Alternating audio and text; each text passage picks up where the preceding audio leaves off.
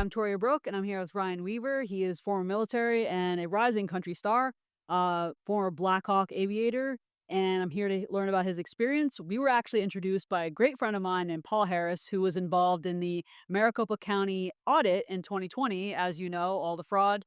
Yeah, welcome to the show. Yeah, appreciate you having me on. It was a quick introduction, and hey, we're here. Well, just a few days ago. So Paul makes things happen. Paul is a shaker, mover, and grinder. So, how did you meet Paul? I actually met him through when we were doing my Burn music video, and with Chris Pronto and John Teigen, we were honored the Benghazi Four that were lost to my two brothers, Aaron and Randy, that were killed in Iraq and Afghanistan in that video. But Paul came on board and was a huge supporter of it, and we actually put him in a music video. If you, I don't know which camera's on me because That's that one. that one right there, okay. But if you guys go watch the music video, Paul's at the very end. He's a big, tall, bald-headed dude that gives Chris Pronto or me, I think it's Chris Pronto a fist bump before he gets onto a character. Paul is a legend. He is known as the mayor. The last time I was with him was in Scottsdale, Arizona, sitting at a bar. He actually, came to me because I was anonymous at the time back in 2021. This was after the audit, and he needed information to get out, and he couldn't be the one to do it. So, he came, he briefed me on the UOCAVA ballots, which was the overseas ballots. So if you're a military member or if you're a U.S. citizen living overseas, you vote through UOCAVA. And what happened was a lot of the fraud that came out of Maricopa was just stacks and stacks of UOCAVA ballots, perfect ballots, as if printed from a computer.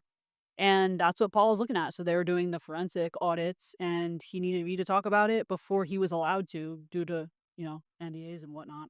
You stand. But he said he may have used you for information too. I don't know. Yeah, I was once I mean multiple my platform on social media is a mix of all different kinds of things. I mean, I talk about patriotism, politics, music, speaking, my brands, the things that are just funny sometimes, cat videos, whatever. I mean, it's kind of, but it's all me. Like, I want people to know those sides of my personality, and part of that is I have a huge, huge, huge platform as for when it comes to telling the truth and contextual fact, not just cherry pick facts for your own perspective, but providing contextual fact and having somebody on the inside of all that fraud and everything that was going on there.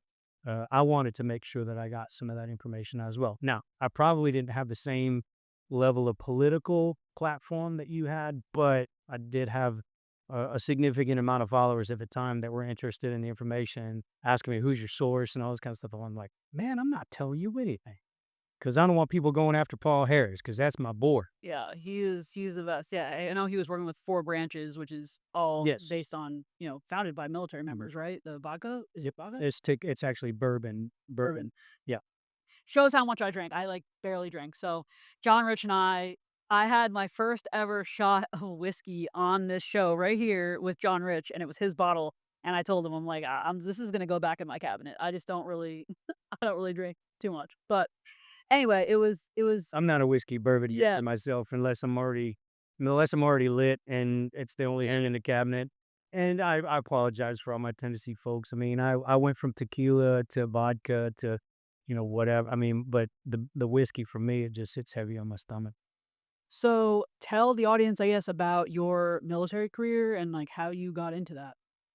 Following my brother's footsteps, Steve, my oldest brother, and Aaron were in the Ranger Regiment, different different units in the Ranger Regiment. Aaron was in the 3rd of 75th, and the unit where he was actually in Blackhawk Down and the ambush in Mogadishu. That not the movie itself, but the actual event for the Black Hawk Down was made after. And he got out. Both Steve and he got out, went to 2 years of school, and then went back in as warrant officers to fly. Yeah, but in '91, I went in the Army. As that goes to show you how old I am. Just turned 53. But went in the Army at night in '91, straight out of high school as a military intelligence analyst, a 96 Bravo, which now is a 35 Fox. But as an enlisted guy up to E6, E6 promotable, then transitioned to become a warrant officer. Graduated top of my flight school. Was fortunate enough because I did that to pick the aircraft that I wanted. I picked Blackhawks. My brother and I sat down to the pros and cons on which aircraft would be the best For me, based off of what I wanted to do, and pick Blackhawks and the station in Germany. And at that time, that was 2001. Yeah, to Iraq in 2003, and Aaron was with the 82nd Airborne at the time. He was a cancer survivor, was actually non-deployable, but he got a waiver to be deployed. Got a bi-monthly screening. Had to get bi-monthly screenings for blood screenings to make sure the cancer didn't come back, and he got deployed on a waiver. So when I hear all these folks now, they're making up this whole narrative that, "Oh, there's gonna be a draft and my son is scared," and I posted one and said, "Well," the a lady responded on it, "Well, my daughter just enlisted voluntarily. She'll take care of your son when, if he needs it," which was a great response. But I think about men like my brother and the men that stormed the beaches of Normandy who had to lie about their age, and my brother had to get a waiver to be deployed so he wouldn't, be left behind, and he wouldn't be able to stand it, and he had already survived a brutal situation in combat that changed him, but he got a waiver to be deployed, and he was a passenger in a medevac helicopter on the way to one of those bi-method blood screens when it was shot down. He was killed in action, and I was deployed with the 1st Armed Division, came back from combat, to his funeral, and at that point, there's a provision of the Sole Survivor Act. If you're supposed obviously the sole survivor son, which I was from my biological father, it's also if you have a sibling killed in combat when you're in combat at the same time, you also no longer have to be deployed. And quite honestly, it took me 2 years to even look at a Black Hawk. I dealt with his death a lot differently than a lot of folks would have dealt with, that have dealt with death, and which is why I never judge anybody in the way that they're dealing with grief. But I never flew. I flew the day he died in Iraq, and that was the last day I actually flew Blackhawks. And I was restationed to Fort Rucker as a TAC officer, went officer candidate school, and became an academic instructor. And that's when my music career started kicking off. So So, how did your career and your experiences in Benghazi, how did that influence you writing Burn? that was so we already actually that's a little bit of a story, and I'll try not to make it too long. But we actually had a song already written. I wrote it with a good friend of mine, who passed away a few years ago, Craig Wilson, and it was about just a basic military song, and then the whole Benghazi thing came out, and John Tig, as everybody knows him, and Mark Geist were promoting the movie 13 Hour Secret Soldier Benghazi, had a Charlie Daniels volunteer jam here in Nashville, and I was invited to perform at that volunteer jam, between Ted Nugent and Michael W. Smith, which was pretty awesome. I, was invited by David Corlew, Charlie Daniels' manager, to perform at the volunteer jam, and obviously by Charlie as well. But, they were there promoting that film, and I got to meet them both and hang out with them, and really, I all I was the inside track, for my education on Benghazi was what you were seeing on the news and all that kind of stuff. And one of the things that I had history with was Clinton leaving, or not allowing armor in Somalia, which essentially left my brother out to dry. And I was serving at the time, but essentially left him out to dry, and they requested it because of political optics. Armor was not allowed, and that became a huge detrimental situation for the Rangers on the ground, or the Delta guys on the ground, when it came to capturing Hadid and getting out of the city safely. And it also changed the landscape of how we fight wars, and you realize that there's no longer a defined enemy. That you're looking at a civilian populace that aren't in uniforms, and you can't tell the difference between them. And as an intelligence analyst, when I grew up, as you're learning about all of our enemies, there was some sort of you had the uniforms and you had the equipment and you had the strategy and the tactics that they used that we learned. Well, all of those things were starting to get thrown out the window. And then when you saw what happened in Benghazi, when I saw what happened in Benghazi, I was like, when immediately Clinton was blaming it on a YouTube video, and you got the folks that are trying to get it out, and when the guys that are in Benghazi are not being rescued, when they have to find their own way back, in Libya, they have to find their own way back, and when you have a civilian that actually donates his plane to be able to get Americans back, to the United States, it immediately brought me back to how Rangers were left behind when they had to run that Mogadishu mile, to get out of the city. And it for me, it became more about when Trump came down that escalator, it became more about being anti-Hillary because I didn't really know anything about Trump as other than his politics that he changed from being a Democrat to that. So back to Burn, that was to get it a long way around. Essentially, when I met those guys, I was enamored because I knew the fight that they had to go through, and I hadn't even seen the movie. I was just really entrenched in the information that was coming out. That was not the mainstream media. That was not even conservative media. I started diving into researching that whole situation and why they were there and what they were doing, and I really became. I mean, I locked in with Mark Geist initially, and then John Tigan and I became very good friends. And Mark Geist at that point, we talked a little bit about changing the lyrics to the song to tailor it more potentially to getting it into the movie, into the film.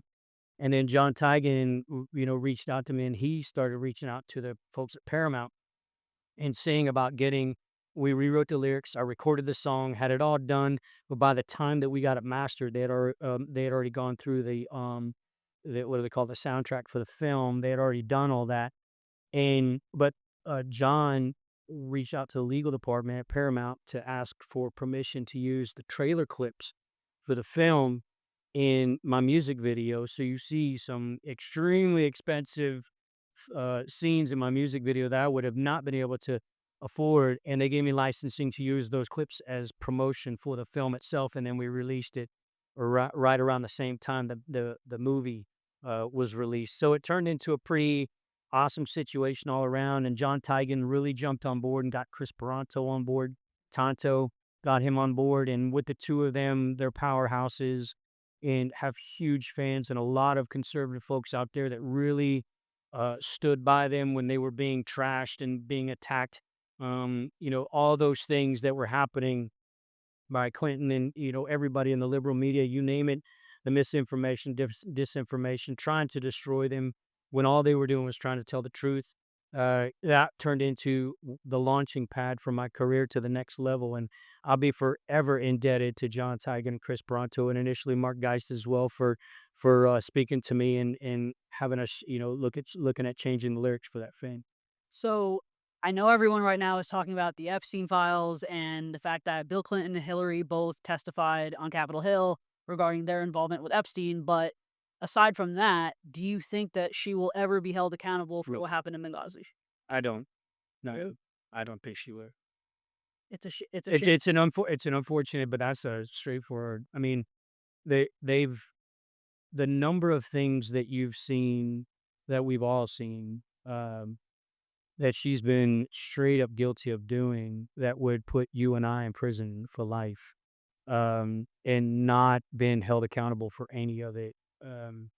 This is something I mean, as much as I would love to say it, Obama was just as guilty of everything that happened in Benghazi as well, but he has obviously presidential immunity in that circumstance. But no, I I think the only thing that when she's going to be held accountable is when she gets sent straight to hell after she passes away. I mean, that's about as honest as I can be about it. Well, back to production a little bit, regarding Burn. So I think there's a misconception that when people see a music artist or anyone for that matter that's producing things that you just automatically have funding. Yeah. But you told me earlier, like you are independent. Yes. So just share what that experience is like and what that takes. Well, if you could imagine this, if folks watch the music video Burn, everybody that's in that cast is all law enforcement, first responder, military, and military family. Like every person that we brought in, we brought in Chris and John that takes flights, that takes hotels, that takes catering, that takes. We also brought in several other folks that came in at on that, and it takes money just for that. Now, if you could imagine now flights are at $600 round trip a person. Hotel rooms are gonna cost at least I mean, we put them up in I think it was just a Holiday Inn Express, and it's gonna be at least, $150 a night, and they gotta be there for 3 days. And then you have VIP circumstances where we have to do meet and greets with VIP to help fund that and packages and all that. It's a truly a business.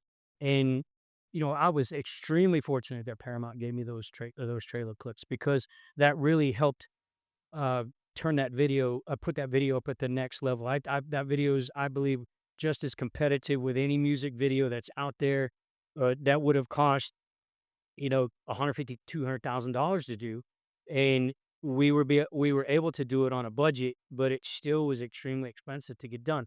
And I was fortunate enough to have, like I said, the followers for John, and John actually, no joke, had a custom AK-47 made that he gave to the project, and it auctioned off at 15 grand just like that. Like, someone bought it for 15 grand with him signing it just like that, and it was, you know, creating an experience for those people that produced the music video, having the backstage, having them to watch, there to watch the entire production of how it all went down, to hang out with the people that they consider heroes.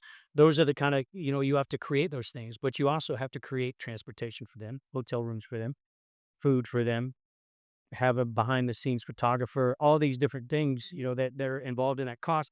And we budget all that stuff out ahead of time. And a lot of folks think, hey, he's just some country music artist that, sings country music and he does music videos. Well, as an independent artist, I'm a businessman first because I had to have to look at myself as a business, and it becomes, the details of getting all that stuff done. If you watch, let's talk about Heroes, all self-funded. If you watch What You Think of Me, all self-funded. Never Forgotten. I'm fortunate that the PBR, Professional Bull Riders, actually paid for that and played it in every arena across the nation. But No Second Chance. I was fortunate enough that the individual involved helped get that funded and funded pretty much the majority of that one because it was a celebration of his life.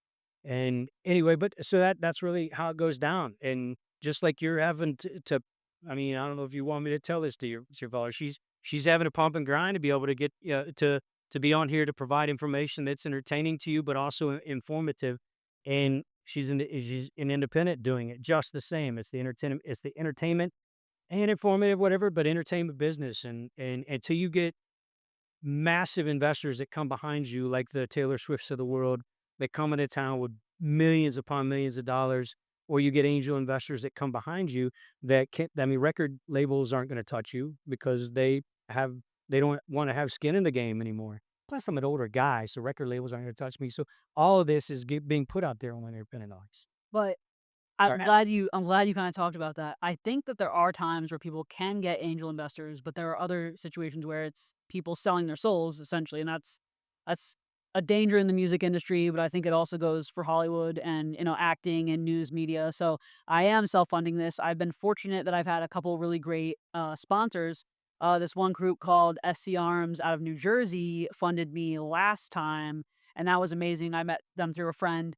But everything that I've done, yeah, I'm funding myself. So occasionally, yeah, somebody comes in, sponsors a show, feature them on the screen, and we link them in the caption. But even though I have a following, which by the way, I've been suspended 12 times on Instagram, 3 times on Twitter, so I should be like in the millions. And there's some people who have never gotten suspended, and you have to ask yourself why, oh because yeah, we were talking about the same things. So anyway, that aside, that has prevented. 5 on Instagram and 4 30-day suspensions on Facebook. Yeah. Sorry. Yeah, so it has hindered some of the growth, but I do think everything happens for a reason, and it builds into your story and, like, who you are. So obviously, the things we face, they develop our story and ultimately where we're gonna end up going because it isn't always easy, and I think that's what makes, the story better, Mhm. is being able to tell the things that have happened. So, um I'm there is so much going on in the world right now, and believe it or not, I normally know what's going on, but today I've been here since this morning. Again, self-funding, you don't have like a big team, you're doing Right, right. everything. But as far as what's going on right now, there's a lot of commentary about Iran. So, given your experience, what is your view on the decisions that are being made right now? Well, what are the I mean, there's so this what's if I could say this, sorry, but if I could say this, um, the biggest thing that's baffling to me right now is the fracture in the conservative voter base. The fracture, like, it's almost as if the people who built their celebrity and their wealth, because a lot of people got wealthy off of Trump.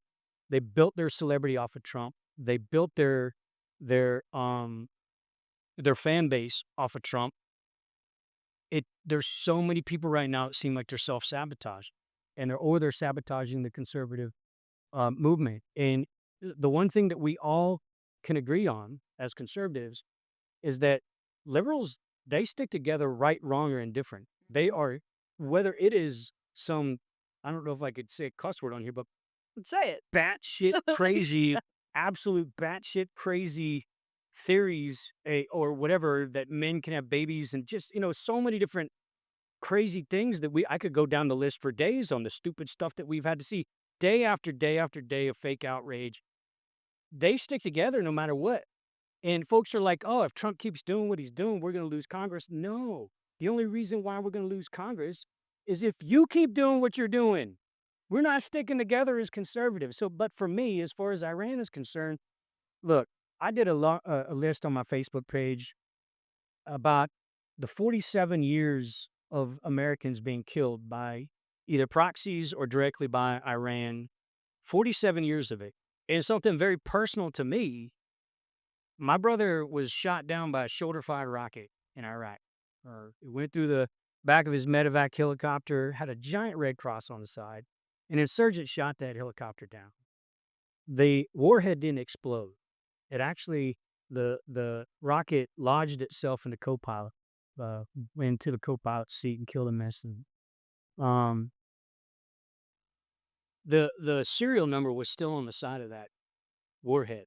So and where do you think they traced it back to? Iran. So you have, and we knew that Iran was behind all of the insurgents that were killing Americans in Iraq. We knew that Iran was behind it. That we were getting intel briefs back then that Iran was. Their proxies were all over the place, and they were destabilizing the Middle East. We knew it at the most basic level, and all that stuff is no longer classified. It's public information now. But we knew it was happening. So what I don't understand is this: all of a sudden we've got this part of the conservative party that is, you know, anti-Israel, anti-somebody who's been an ally to us, because I know that there are things that the Talmud folks have been doing. I understand that. I understand there's a sect of it. But to be anti-Israel, someone who's been our ally, and actually be a proponent for the largest terrorist funding country in the world for decades, that has killed Americans for 50 years straight, has killed Americans. That is what's causing a fracture in the conservative base. That's the last thing that I would think that would cause a fracture in the conservative base, especially since every single thing, there's not one single economic metric that anyone can use to say that we are worse off today than we were between 21 and 2024. There's not one, not a single one. We voted for a secure border. I mean, look at, we voted for all of these different things, and you're telling me that this is what's going to cause, one topic is what's going to cause you to shy away from it and start bashing everything that's happening. For me, that's where I fall out. So I believe this has been a coordinated op for a long time. This didn't just start now. I think that as early as 2020, I think there were people that portrayed themselves as conservatives that really weren't. I believe there's a lot of Democrats that tried to get close to the president that portrayed themselves as quote unquote MAGA. And again, this is just my perspective based on the things that I have looked at. There are some people that believe that there are quote unquote conservatives who are responsible for the actions on January 6th. And when I say that, I don't mean people who attended President Trump's speech in good faith that just went to go see him speak because he told people to come. I think he told people to come because he knew that something was going to happen that was planned that was not in good faith. Um, there is a documentary that has been banned from the US that I urge my following to watch. It is called A Storm Foretold, and it talks about some of the conservatives, I don't know if I should name them, alleged conservatives that were sending Proud Boys from, hotel rooms out into the field and causing violence, and I don't think those are President Trump's people. I think those are insurgents that want to cause a problem. Where it gets more complex is that those same people are affiliated with the individuals right now that are really turning against President Trump and trying to make him look like he's at fault for every single thing that's happened under the sun, including all the actions regarding Iran. Maybe there's greater reasons beyond what the public knows of why this is happening. They're not, for national security purposes, they're not going to discuss all that. And I don't know why that's such a foreign concept. It's like he's the president of the United States. Do you think his team is going to broadcast every single background detail on why we're there? So, with this whole Joe Kent resignation, I'm just going to speak from my opinions. I don't expect him to comment if he doesn't want to. As soon as this resignation comes out, he now has an interview with Tucker and with Candace, and that's happening, within like 12 hours of this letter. And to me, it feels very coordinated. And to me, it feels like preparation for something to come and a narrative push. So, in my opinion, I don't think it's organic. And regardless of what someone views about Israel, guess what? The Talmud is a book of arguments. Not all Jews actually follow that. It is like an old book of arguments where rabbis are having debates. Oh yeah. So that is not a book of beliefs. It's them arguing ideas. And Yeah. most people don't understand that. So But people act on that. Not and they don't just necessarily call it a book of arguments. some people do. Paul and I had a great conversation about this because he's got that degree in theology, and Okay. I mean, we had an in-depth conversation about it. And some follow though that side of things, but it's not. Once again, it's like saying all conservatives are, you know, I don't even want to call it white nationalists because that's become a new a fake Yeah. word. That there all of us are not the same. We have varying degrees of political perspectives and the way that we act about or want to act about things. And it's just the same with that. You can't generalize the whole situation based off of some bad actors. But I agree with you 100%.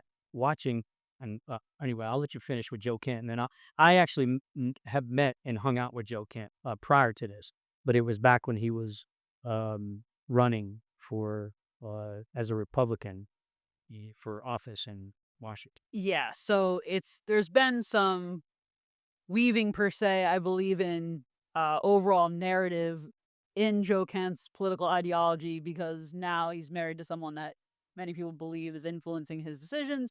I can't speak to that, but I do know that out of the intel community, there are claims being made that Kent was not going to be fired for anything having to do with this Israel Iran situation, that it was possibly because he undermined the chain of command and went to an FBI agent that he wasn't supposed to talk to outside of the bounds of his responsibilities or what he was allowed to do regarding the Epstein investigation. Now, I'm just saying what birds have chirped. I can't confirm nor deny that that is the truth, but it's interesting that yesterday it comes out that he had leaked allegedly classified information and that there's an FBI investigation that allegedly predated his resignation letter. So it's definitely going to get interesting to see when information's allowed to come out. Well, being a former intel analyst, um, when we got our briefings and those kind of things were going on way back before we went to combat. We started major combat anyway in Iraq. The first Gulf War, second Gulf War. Um, we were at the end of people essentially were leaving when I came in from the first one. I say the second Gulf War, but being an intel guy in between that time when we're all wearing green BDUs and spit shining our boots and all those kind of things back in the rear with the gear, as we call them, garrison operations. But um, you got to see that there were a lot of things happening around the world that other people weren't privy to inside intel. And if there's anything that I'm going to say about the Joe camp, I mean, I'll give my honest and non-political assessment of this because that's just the way that I roll. First and foremost, I want to say, as a fellow Gold Star family member, two-time Gold Star finally added, my brother-in-law Randy was killed in action in 2013 in Afghanistan as well. Um, as a fellow Gold Star family member, knowing what he went through, uh, that broke my heart, and I got to have a very personal conversation with him about that. Knowing that, but it was short, but both of us being close to our family, yeah, I wouldn't wish that on anybody. Second off, he was a warrant officer and a special operations guy, and I respect the time that he had in his military service. Um, I also, have met him in person and talked to him, and he's an incredibly intelligent individual. He really is. He's a whole lot smarter than I am, and he was nice. He was a nice guy, and I felt genuinely nice. There are a lot of things as far as or there are a lot of statements as far as speculation about the kind of person that he is and all that. I'm not playing into any of that stuff, simply because people say all that kind of shit about me too. Like everybody immediately assumes that I'm some redneck kick, and I'll take that hit. I'm down with that. But uneducated, all these kind of things, and there are assumptions that people make outside of knowing who the guy was. Now, Sean Ryan just made an overt statement about him as well because he was just on the show with Sean, and he said if Joe Kent is talking about this or saying it, we might want to listen. So, two guys that lived in a world that none of us will likely ever experience um, have said you need to pay attention to this. But having said that, let me flip the script a little bit. I look at what he was posting in the past, and I look at the number of deaths that we've had over the past 50 years, and I look at recent deaths that we've had, and I cannot wrap my head around someone who is at his level overtly and publicly saying that Iran is not a threat, especially since we know that reported, unclassified, that there are at least 20 organizations operating actively, terrorist organizations operating actively, and this is open source information, cross referenced, at least 20 organizations that would be willing to turn any of us into pink mist in a split second, operating within the US. And how many million people came through our border unvetted? How many gotaways, millions of gotaways that we don't even know came through? And you're telling me with the number of, I mean, we just recently saw inspired radical Islamic terrorist attacks. They were small in scale, but still terrorist attacks on our own soil, and nobody's talking about it. And then Joe says Iran is not a threat to the US. That to me, it's not a could be a threat. They're a minimal threat. They're not a threat. And that is what I have a problem wrapping my head around. Because that's a defined statement that says we are doing what we're doing in Iran and they are not a threat to us at all. Um, but it just doesn't make sense. Well, that's when the speculation comes into the Candace Owenses and Tucker Carlson's and the anti-Israel rhetoric and the stance that they've taken. I want to call it rhetoric because then people dismiss that word. They say it's rhetoric. It's their opinions. It's the way that they think about things, and that's fine. I respect that you don't agree with me on that. I don't. I respect. I've got friends that I've lost over this Israel conversation because all of a sudden I've known them for a decade, and all of a sudden I'm a bigot and a racist and stupid and all this. No, I respect that you've got those opinions. Voice your opinions. That's fine. I'm gonna voice mine, and I do mine based off of the research that I've done. That's what I don't understand about this. And I know that was a little long winded, but for me, just being honest, I'm not gonna bust the guy. I'm not. He was incredibly kind to me. Other folks, if you want to, that's your bag, but it's not mine. No, understood. I think that when people assess information across the board, doesn't matter your opinion on the issue, doesn't matter what your stance is today or tomorrow or what it was in the past, you have to look at the source of where you're getting the information. And I think one of the biggest issues right now is that oftentimes, if I'm just a regular internet consumer, maybe I'm not making content, but I'm just looking at the news, I might take things at face value. And you can't always do that. I think when assessing information, you have to look at motive. And there are people within the media world that I feel are, I mean, hey, Tucker Carlson's father was CIA, Tucker was approached to be in the CIA, Sean Ryan's former CIA. Like, it's very interesting that it's like a beehive. Like, everyone's kinda swarming together, and whenever I sense something like that, regardless of whether my opinion is, I look into that there's something more going on. So, not I'm not here to attack character or anything like that, but I'm looking at the facts. And the other side of it is, again, this isn't my opinion.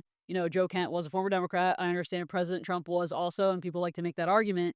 But I mean, the guy voted for Bernie Sanders. I mean, Bernie Sanders is far different than what I we've would got. say this, I voted for Obama the first time. Oh wow. Well, I was on active duty, and I voted for Obama the first time, and I didn't vote for him the second time because it once again, you don't know what you don't know. He sold a great bag of tricks that were all fell flat, but I openly admit that, and I was a registered Republican, and I voted for Obama, and I had served underneath Bush Senior, Clinton, Bush Jr., Obama. I mean, it was just like, I don't know. I mean, I for me, the who did they have up against Obama? I mean, it was like we had a turd for a candidate as a Republican. I can't even remember. I just remember he was like, goodness, I'm Wasn't Romney? Was that one year?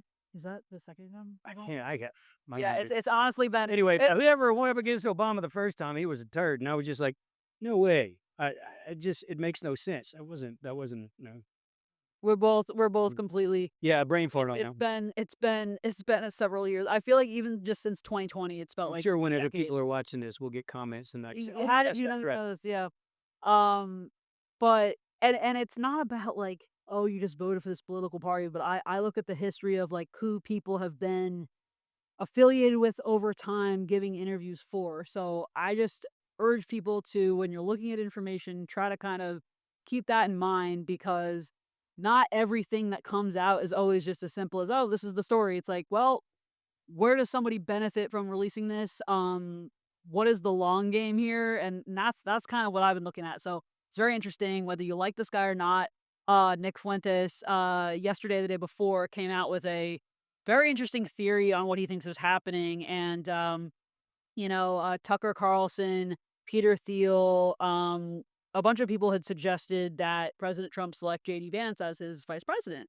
And there was a fundraiser that happened in the summer of 2024 that was Silicon Valley, big tech money, and a lot of these people are also, they're Tucker Carlson supporters, so it's all wrapped together, and many people might believe that it's a possibility that Vance is distancing himself from what's going on right now because if he runs in 2028, that he has to have a different base that is maybe against what's going on, Right. and creating that visual strategic distance. So I was very interested in what Fuentes was saying. Again, it doesn't matter whether you like him or not.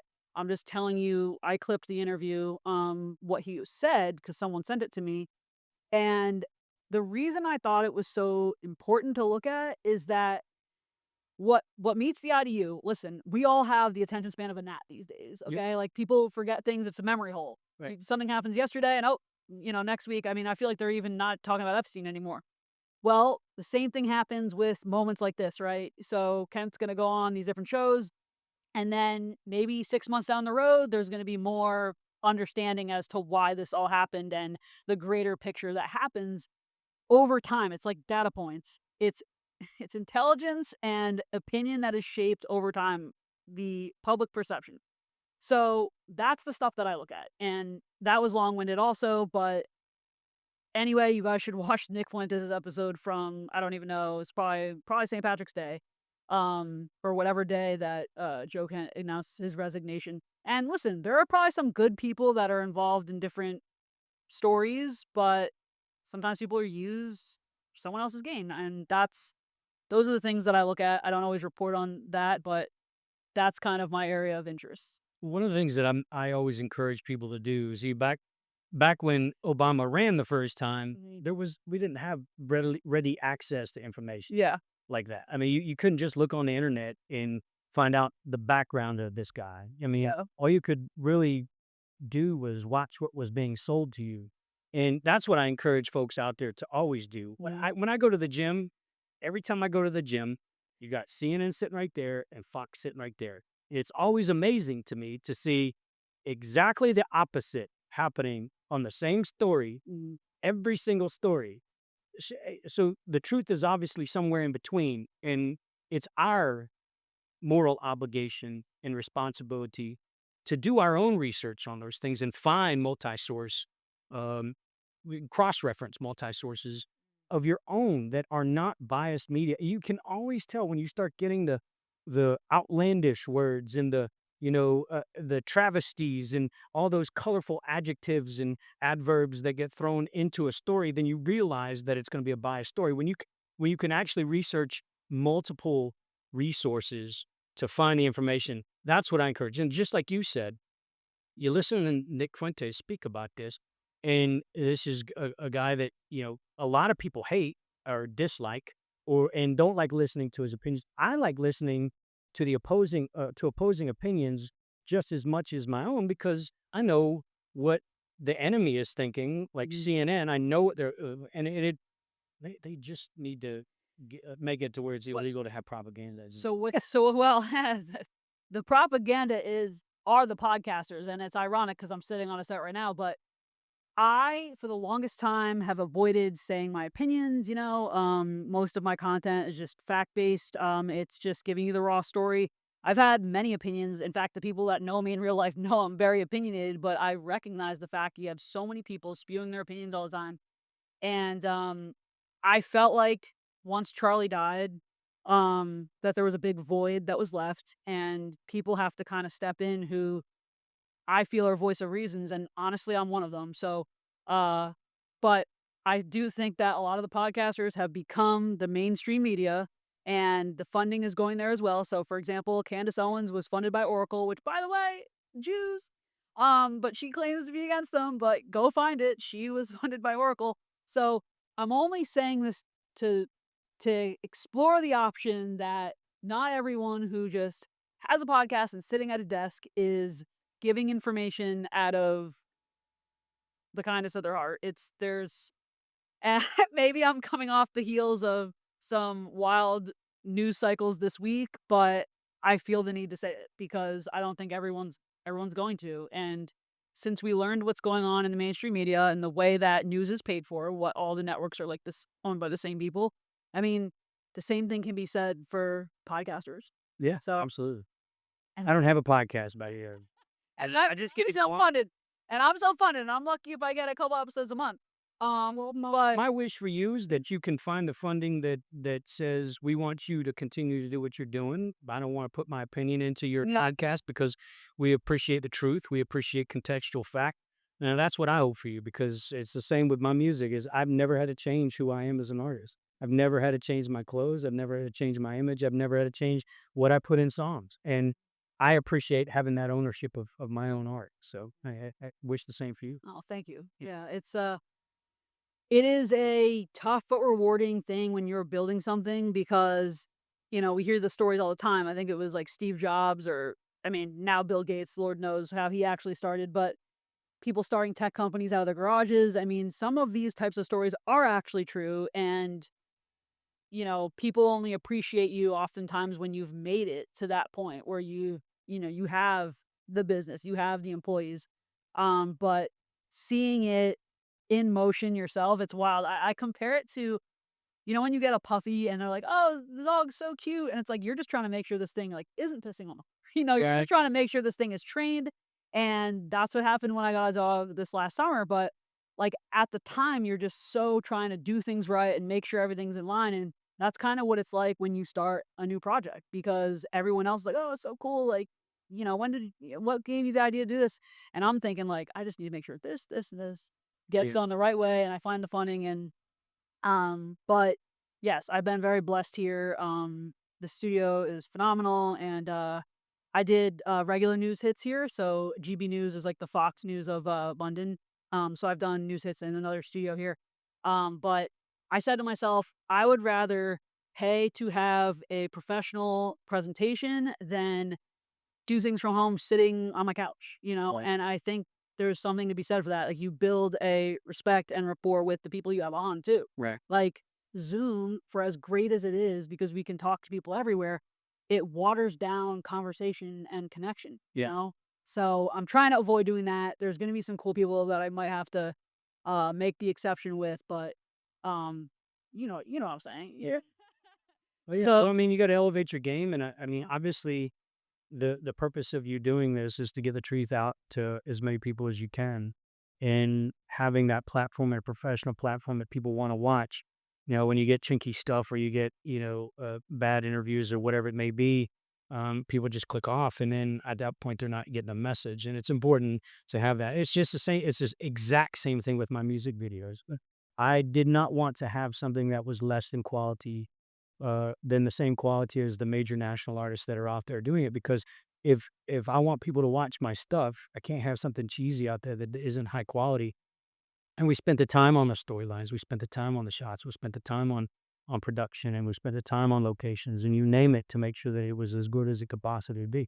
So I feel you on that. We definitely have a lot of commonalities when it comes to that. and I'm really glad that Paul did connect me with you because Paul Harris, I know no one here knows who he is, but he's a character, but he's very smart, and I like the way he networks. And, you know, just because someone isn't in politics directly, just because you're not a politician or in Washington, D.C., doesn't mean you can't have an impact. So I believe that the connections that Paul has and the way that he's introduced people to each other has solved problems. And, I don't know if we'll ever know the truth about 2020 and if all the evidence will come out. I think it's trickling out, but I'm still glad that people were involved because people do need to get involved at a local level and culturally when it comes to music too.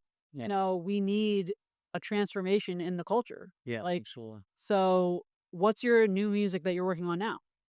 Well, I actually had a fortunate opportunity. I'm a huge fan of Craig Campbell.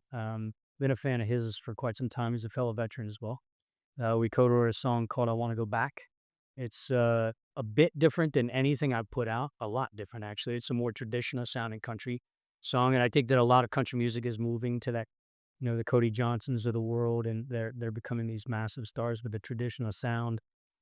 Loving it. I know that Morgan Wallen, he had I think every one of the top 10 songs for the first time in country music history. So he's got a bit of he's got a bit of a lock on it. But I'm seeing a lot of traditional stuff start to come out as well, and we're shooting a music video in the next couple months for it. It's about traditional American values. It's about going back to when we were kids, when before the internet, and hanging out with dad, and on the playground, and the ice cream truck coming, all those kind of things. Ice cream truck coming, little Eddie Murphy for you. Um, anyway, but it's about those traditional values and bringing it back, and it really is. Completely non-political, 100% patriotic, 100%. We're gonna do a little ode to an '80s movie in this video, but Love 80s music. oh yeah, we have an iconic '80s movie. I'll give you a teaser. It's Red Dawn. We're gonna do an ode to the cast of Red Dawn. That one's gonna be the Wolverines. But yeah, and we're in the middle of that. If there are any producers out there that wanna get in and support, sorry to pimp myself out like Nah, it's a hooker on here, but if there are any producers out there that want to help us get this video out, because it does cost money, we've got Karen Bingham has come on board as a producer, and if any of you don't know Karen Bingham, she's the mother of the Let's Roll hero from the Pennsylvania flag.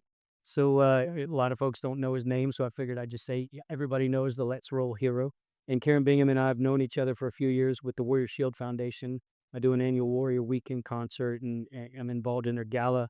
Great nonprofit organization. Anyway, she's been involved with that organization for quite some time as well, and she stepped up to help me get this partially funded. So if anybody else out there, I'm going to have to do it out of pocket, which is some of it's fine, would be great, but the marketing side of it, as you well know, is really the most expensive part. If for us to get it out on platforms and push it to the people that really want to see this kind of music. Everybody doesn't understand this or know this, but if you put a song out, it's like having your name in the phone book.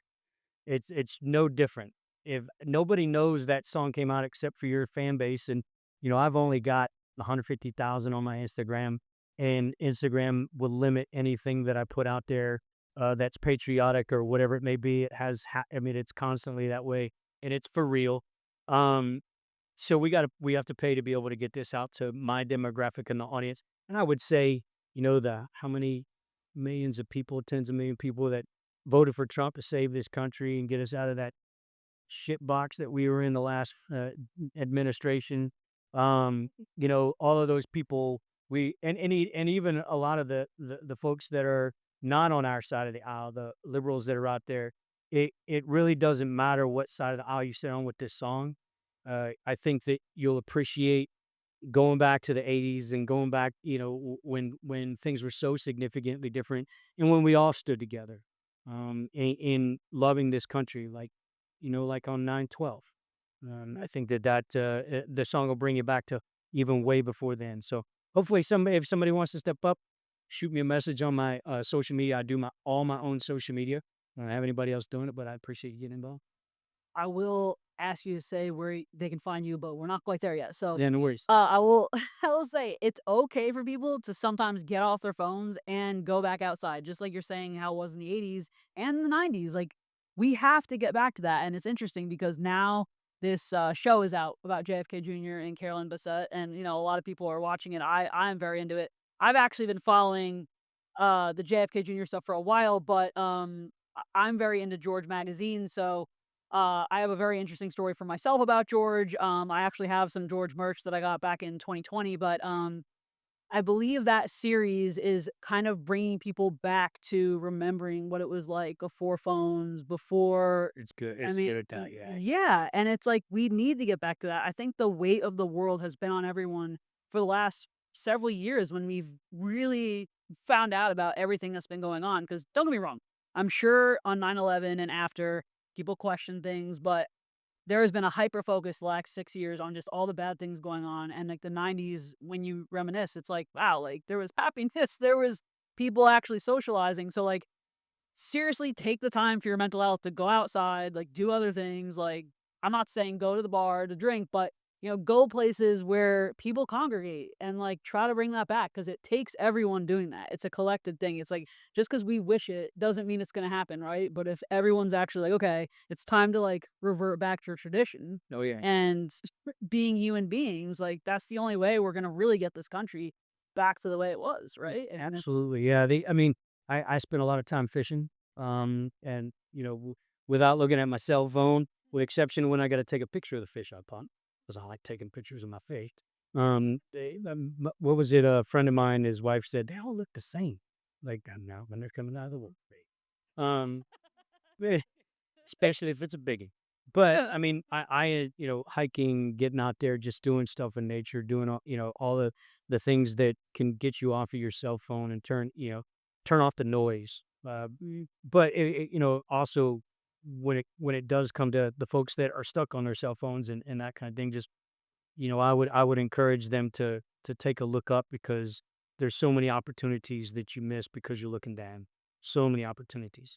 yeah, I've been making it a conscious effort, which is why I brought it up, because I actually my phone's on sleep mode right now, but I do it at night now because I would get blown up with notifications as And this is a mine. and it's like we weren't born to constantly be like that. Like our brains weren't really wired to do that. And now there's just so much coming at you.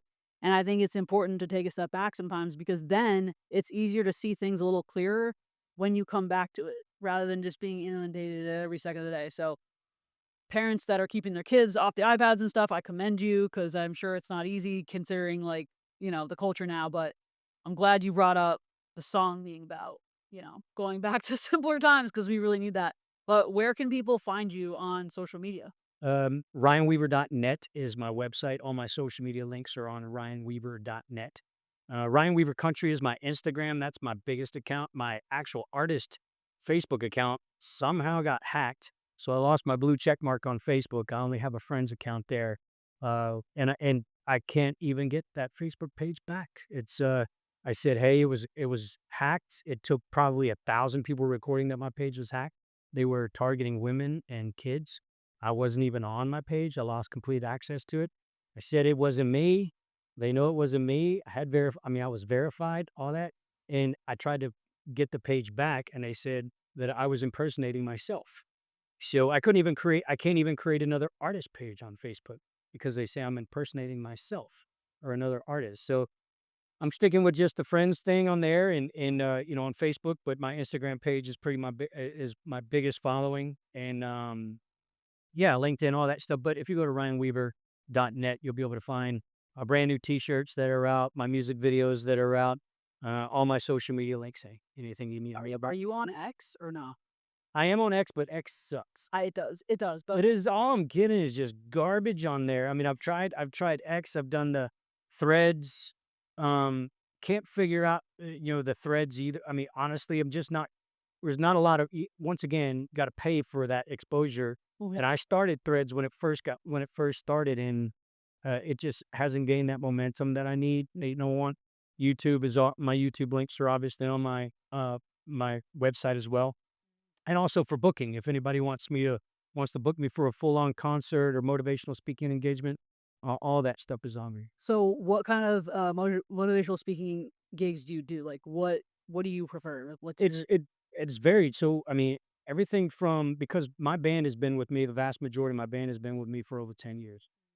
Mid-level management, overcoming obstacles and loss, thinking outside the box. It really depends on the message that corporations are wanting. One of the things I really loved doing was, I mean, I tell my storyline and show people how I went from, this kid with 11 people living in our house at one time in Florida City with no heat or hot water.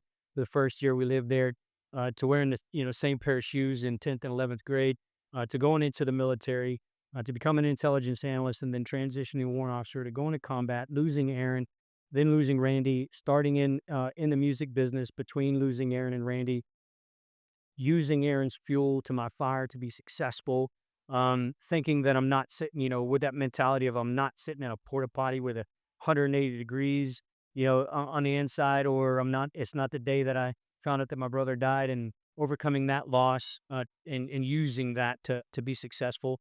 But the thing is this, like the music industry looks at me as a military guy first. They have never looked at me as an artist first. I mean, even when I was with, Wayne Morris Endeavor and touring with professional bull riders nationwide. The Wayne Morris Endeavor, I did was booked for 2 concerts by one of the biggest booking agencies in town, Wayne Morris Endeavor. They were sister companies with the professional bull riders. Um, the not selling me as a military guy, but as a reputable artist that's touring nationally with professional bull riders. If I could have been looked at that way, we've created products that are at the national level. I believe my songs are not necessarily what's everybody's listening to on radio because I do have 80s rock infused with a lot of my stuff. This new single we've got coming out, I think, is going to probably be the most radio sounding song, but also not exactly what you're hearing on the radio. So I think, maybe that's gonna gain some momentum, but that's what I like to talk about is overcoming those obstacles and really taking that loss and fueling my fire to be successful in that regard. I actually got canceled from a gig for a nonprofit organization because they were afraid because I am political on my social media. Some of my stuff is political, not all of it. That they would receive some backlash for me to come in and speak with that nonprofit organization. And it is a nonprofit organization for Gold Star families. So I could have and the last time I spoke for that nonprofit organization, I had the highest rating out of the 4-star generals that they brought in there as the most impactful speaker with them. So if you're looking for somebody, I don't talk politics in my speaking engagements. I can if it's a conservative, if I'm coming in for a political thing, but it'll be more patriotic than it's going to be political.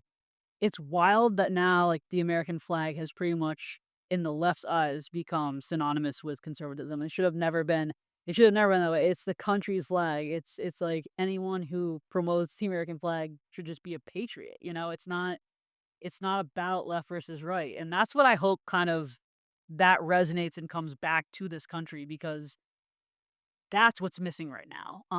And I mean, I could go on and on about that, but I know we don't really have the time to, but I really appreciate you coming in. Thank you, Paul, if you're watching this, which I know you're going to be watching this. And if everybody loved this episode, please subscribe and we'll see you next time.